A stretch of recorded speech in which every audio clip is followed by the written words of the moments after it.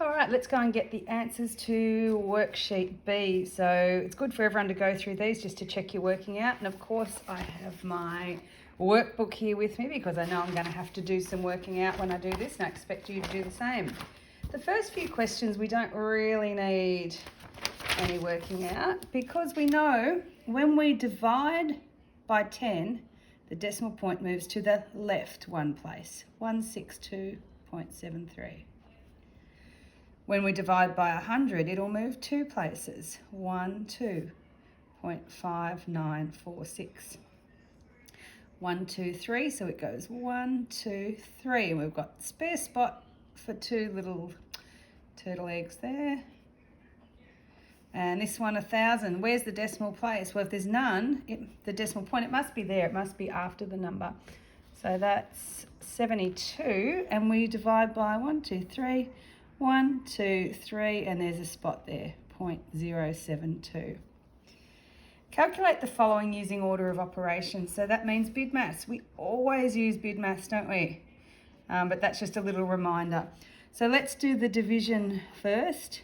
1, 2, 3. 1, 2, 3. 0.0419. And this one, 1, 2, 1, 2. Plus 0.5827. I'm going to see if I can sneak that one over here, line up my decimal points. 7 and 9 is 16, carry 1. 3 and 1 is 4. 4 and 8 is 12, carry 1, 6. 0.6246. Order of operations, well, I can do this. 836, the decimal point's at the end, 1, 2, 8.36, take away. I'm going to have to do this bracket first. So what I'm going to do within the bracket is the division first, 1, 2, 3, 1, 2, 3. So it's 10 times 0.27 plus 0.1594. So that's 8.36 minus 10 times.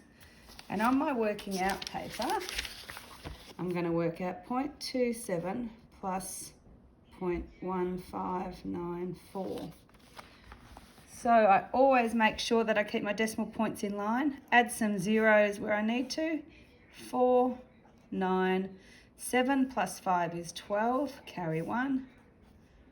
0.4294, so this is 0.4294.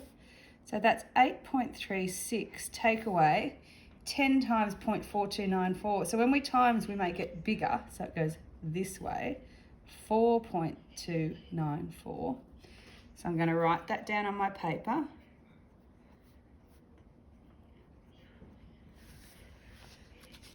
And I've made sure that I've lined up my decimal points, put a 0 here.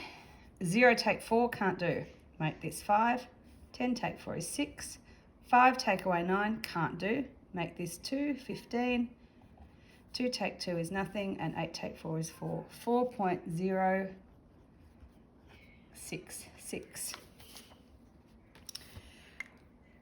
All right, now with our short division, remember we just do it as normal. But then we line up the decimal point in the question with the decimal point in the answer. So we go 5, how many 7s? Can't do. 57, how many 7s is 8? Because 8 7s is 56. I've got 1 left over.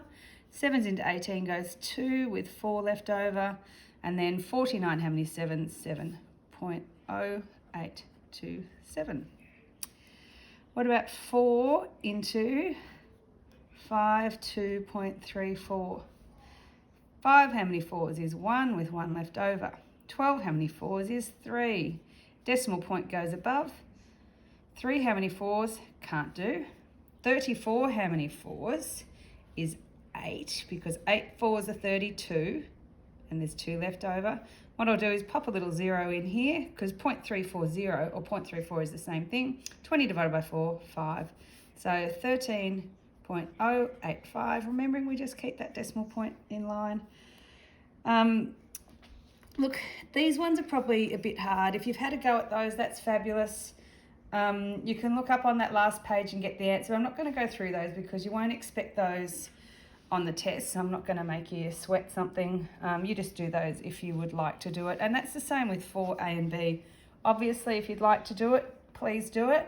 You can look at the answers, and if you need some help, obviously get in touch with me, but I don't think everyone needs to do that. So let's get on to page 2.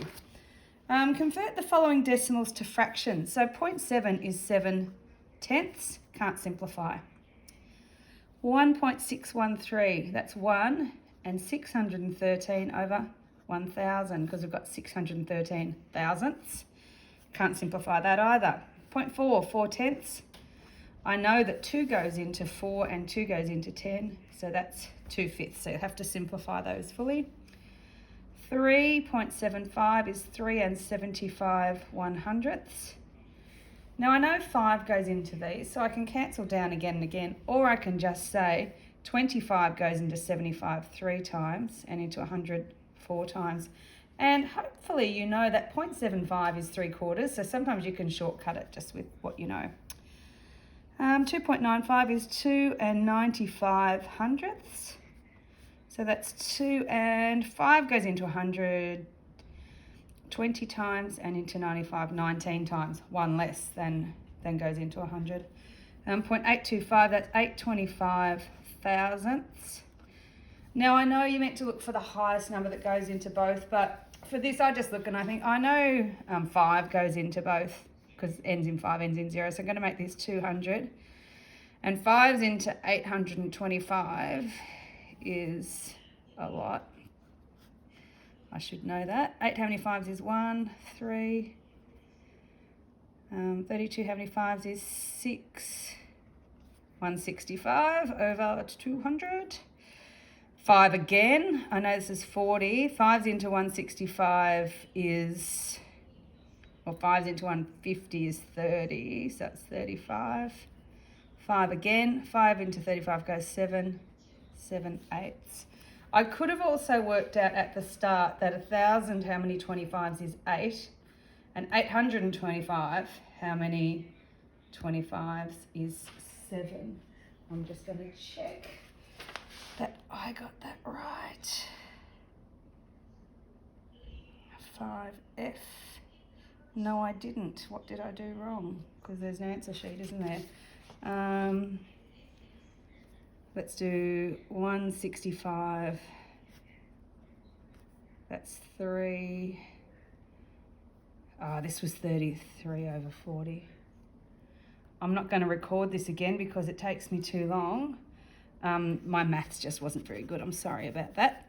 But that's a little lesson, isn't it? About always be careful. Don't just sort of take a guess, because that's what I did and it got me into trouble.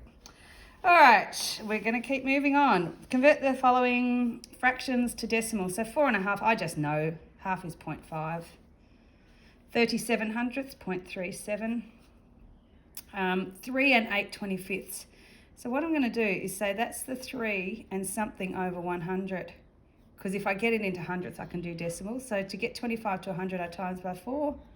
So I times the top by 4. So it's 3.32. Now these ones, again, we didn't get round to doing those, so we'll just leave it. If you had a go, by all means, that's fabulous. Look up the answers, but it's not something that everyone will have to do for the test. Percentages as decimals. So 83% is 83 out of 100. 50%, 50 out of 100, or you might just, as decimals, 0.83. 50 out of 100, you might just know that that's 0.5. I hope you do.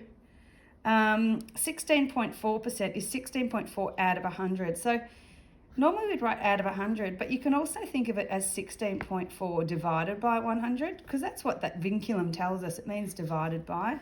And we know fractions look like a divided by sign. We have a vinculum and then we have a number. So we just jump back 2 places, 0.164.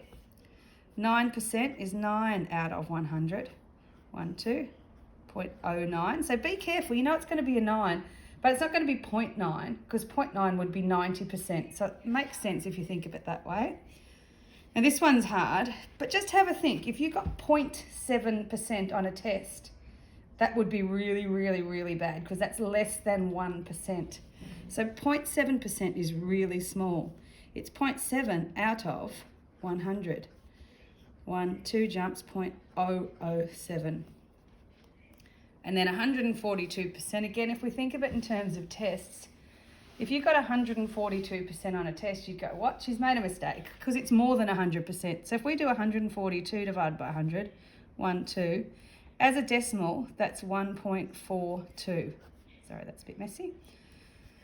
So the sort of times we have things more than 100% is if something was $1 and it went up to $2, it would be a 100% increase. If it went up to $3, it would be a 200% increase. So we don't tend to use this for test scores, but we do use it sometimes when we talk about money.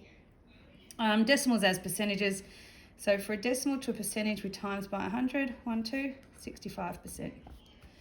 0.812, 80%. 1, 2, 79.2%. 1, 2, 4%.